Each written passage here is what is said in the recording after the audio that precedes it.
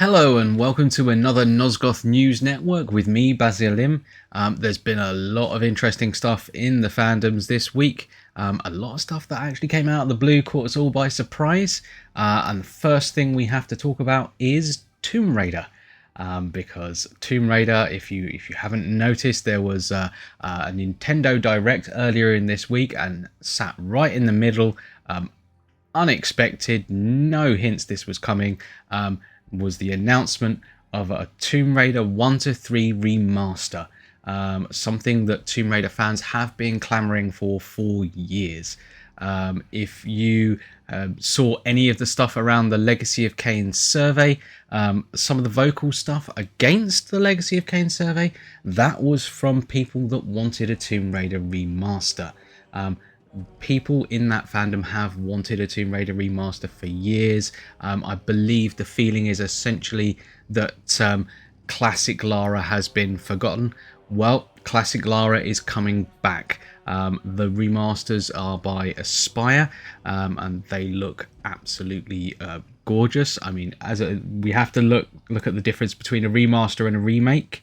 Anniversary, of course, was a remake. This is a remaster. This is at its heart essentially the original games with new features, new graphics, new everything, and it looks like it's going to be brilliant. It looks fantastic.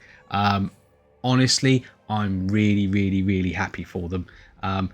Not just for them, but because it kind of looks like it could open the way for other things, for other properties. Hint, hint. Obviously, we would all love to see the Legacy of Kain games go that way. Time will tell if that does happen. But one thing that is perhaps worth noting, if you remember in my previous videos, I've talked about there was a little copyright on Power Wash. Well, the Legacy of Kain, the Tomb Raider remaster has that same copyright in the bottom corner. Legacy of Kain, copyright of blah blah blah blah blah. So maybe a hint that something could be happening, maybe not, given that, well, Power Wash still hasn't had anything Legacy of Kain related at all. So could be, could not be, we'll see. Okay, so for the next update is something even more unexpected. Now, given we've got Gex back and we've got Classic Lara back, you'd look at the Crystal Dynamics logo and go, well, there's only one left. And today, or earlier this week, slightly under the radar, we got Soul Reaver 1 back. Kind of. Sort of. Not completely. Okay, GOG, who have been working behind the scenes for a number of years on the updates to Soul Reaver 1, have finally put that update out.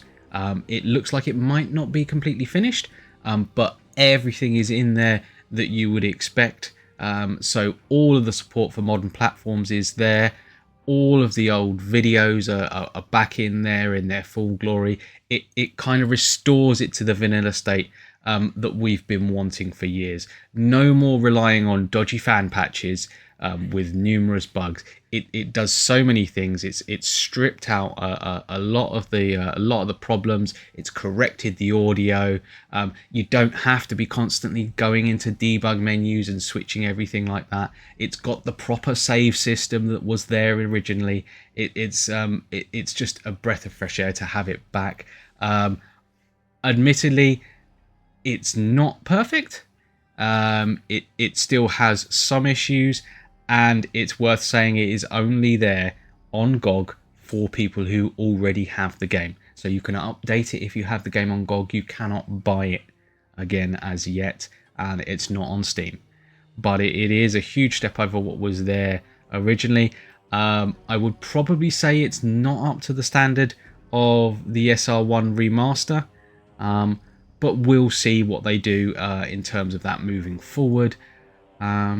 But it's a very interesting time to be a Legacy of Kain fan, no doubt. One last thing I should add is that for some weeks now I've been working on a video covering Dead Sun. Now, this is something that is quite controversial in the fandom, and it's quite extensive what I've been covering. When it's finished, it will probably be the definitive and most detailed video on Dead Sun there has ever been.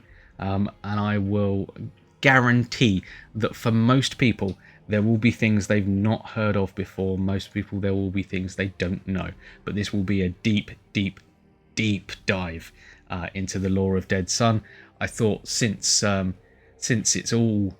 Legacy of Kain has got new owners and everything like that, it was worth looking back on the last time that Legacy of Kain got new owners and seeing what happened then, so we can avoid those pitfalls moving forward.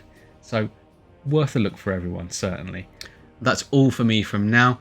Hope you enjoy the content on the channel. Don't forget to like and subscribe and hit the bell and everything like that. From me, Basilim, Vae Victus.